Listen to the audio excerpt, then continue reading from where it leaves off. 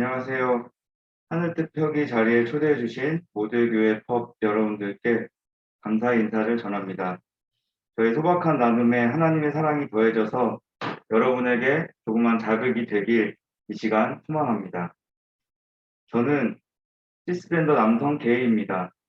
지금 출석하고 있는 로뎀나무 그늘교회에서 만나 14년 동안 연애 중인 멋진 파트너와 함께 은평구에 살고 있습니다. 함께 산 지는 10여 년 정도 된 것 같습니다. 그리고 사랑스러운 고양이, 아리, 동동, 카카 이렇게 세 마리와 함께 살고 있습니다. 5월을 맞이하여 가족에 대한 이야기를 해야 한다고 했을 때 어떤 이야기를 나눌 수 있을까 고민되었습니다. 사실 여러분과 크게 다르지 않는 평범한 삶을 살고 있을 뿐인데 뭔가 특별한 것을 나눠야 할 것 같다는 생각이 들어서였습니다. 성서 본문을 정하면 뭔가 떠오르겠지 하고 고민하다가 오늘 본문 말씀인 마태복음 12장 50절 말씀이 떠올랐고 가족이란 무엇인가에 대해 묵상을 하게 되었습니다. 저는 사실 어린 시절 성 정체성에 대해 고민하기도 이전에 결혼에 대한 생각도 없었고 아이를 낳아 키우고 싶은 본능도 없었습니다. 그저 내 한 몸 간수하고 즐겁게 살다 죽어야지 하고 마음 먹었습니다. 성 정체성에 대해 알아갈 쯤에는 외모에 대한 자신감도 없고 어떤 대상을 좋아하는 마음은 있었지만 이루어질 수 있을까에 대한 걱정과 내가 속한 사회와 교회에서 인정하지 않은 관계에 대해 드러내놓고 욕망할 수 없었기 때문이기도 했습니다. 그렇게 학창 시절과 풋풋했던 20대를 지나 30대에 접어들 때쯤 심각하게 성 정체성에 대한 고민을 하게 되었고 그에 대한 결론으로 로뎀나무 그늘교회에 첫 발걸음을 떼게 되었습니다.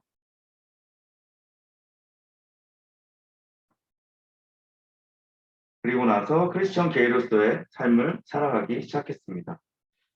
나 자신의 있는 모습 그대로 하나님을 만나고 친구들과 교제를 나누는 것은 세상 어떤 곳에서도 느낄 수 없었던 해방감과 자유함을 경험하게 해주었고 그중 오랜 기간 함께 공유하며 밥을 먹고 술을 마시고 웃고 즐기던 사람들은 저의 가족이 되었습니다.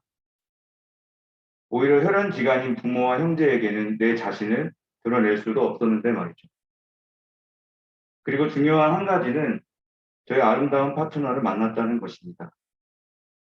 지금의 한국 사회에서는 허락되지 않는 동성 파트너 관계를 14년 정도 함께 동거라는 방식으로 살아오면서 관계를 형성하고 삶을 꾸려나가는 건 함께 있음에 마음을 나누고 존재를 의지한다는 목적이 분명 절실하고 매력적으로 다가오기 때문이었습니다.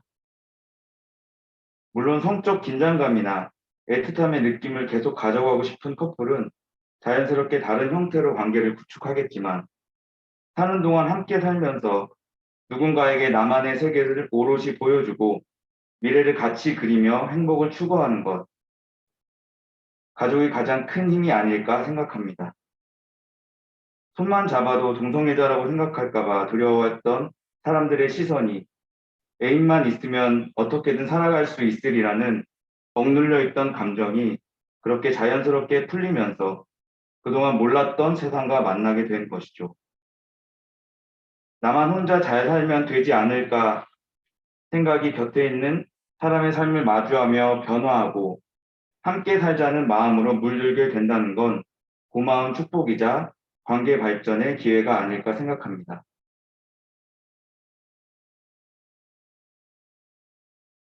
자신의 존재를 오롯이 인정해 주었을 때의 느낌은 참 고맙고도 소중한 감정일 것입니다.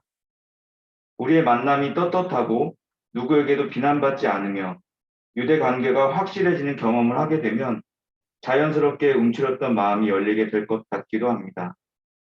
그리고 그것이 커밍아웃의 힘이고 새로운 가족의 탄생이라는 것을 믿어 의심치 않습니다.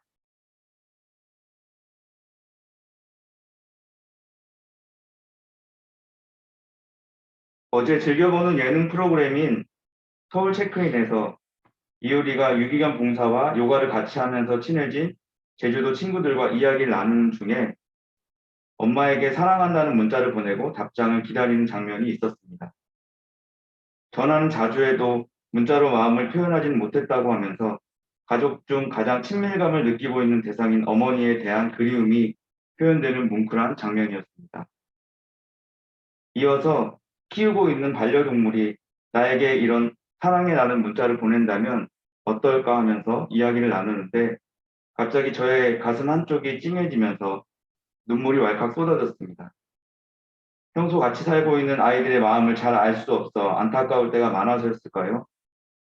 혹은 함께 살면서 사랑을 주고받음에 대한 확인받고 싶었던 것일까요?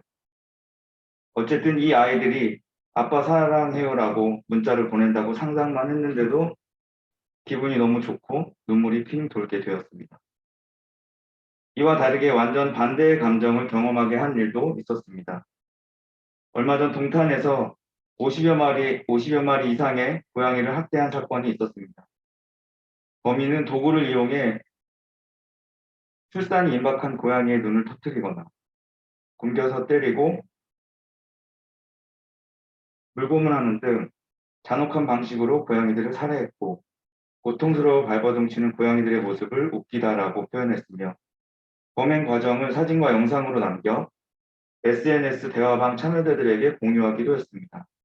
이에 대화방 참여자들은 동물 학대를 뜻하는 여러 은어를 쓰며 감상평을 주고받고 즐거워했습니다. 아이들을 키우고 있지 않았을 때라면 뭐 이런 잔인한 사람들이 다 있어라고 여러 안 좋은 뉴스 중 하나로 여기고 넘겼을 이야기로 생각했을 텐데 키우고 있는 지금은 이런 뉴스를 접할 때마다 상상조차 되지도 않고 범인에 대한 분노가 관전부터 올라오는 것을 경험하게 됩니다.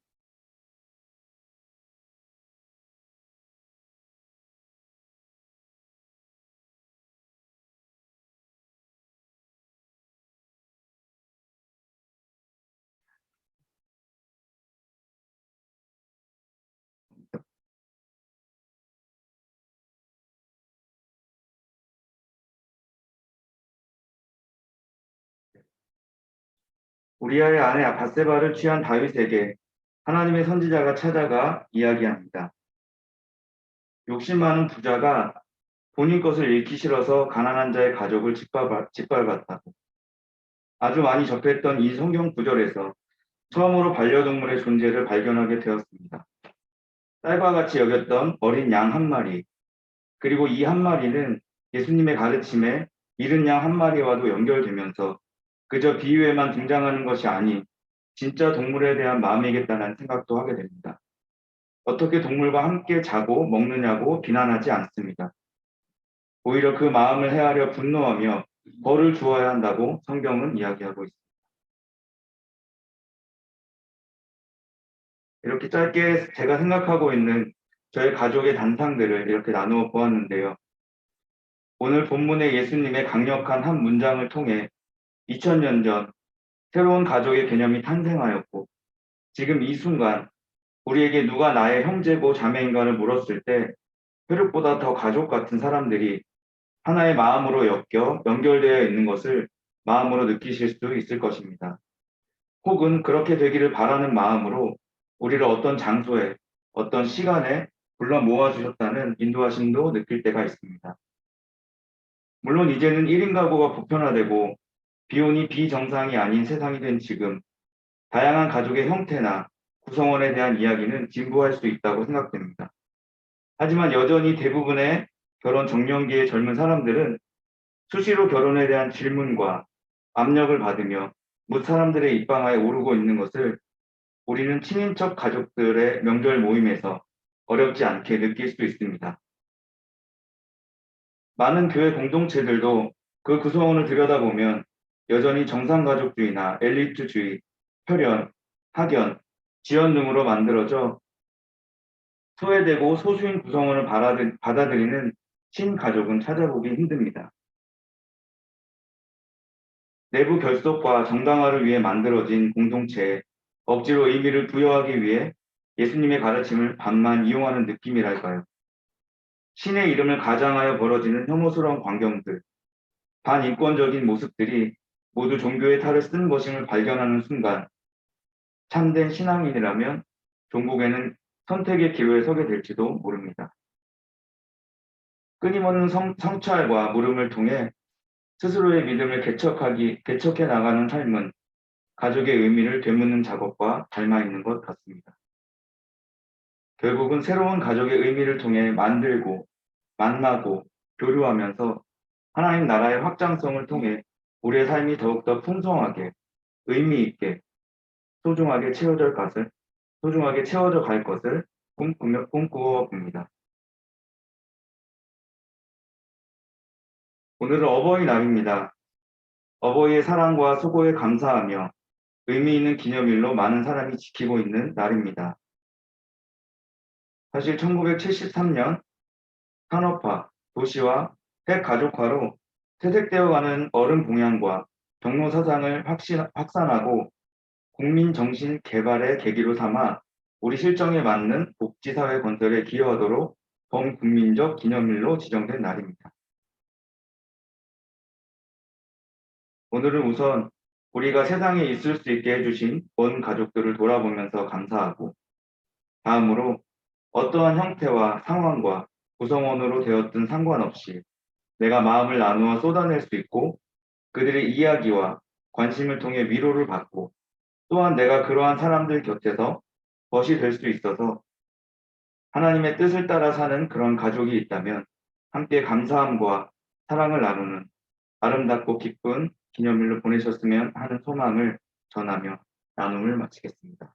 감사합니다.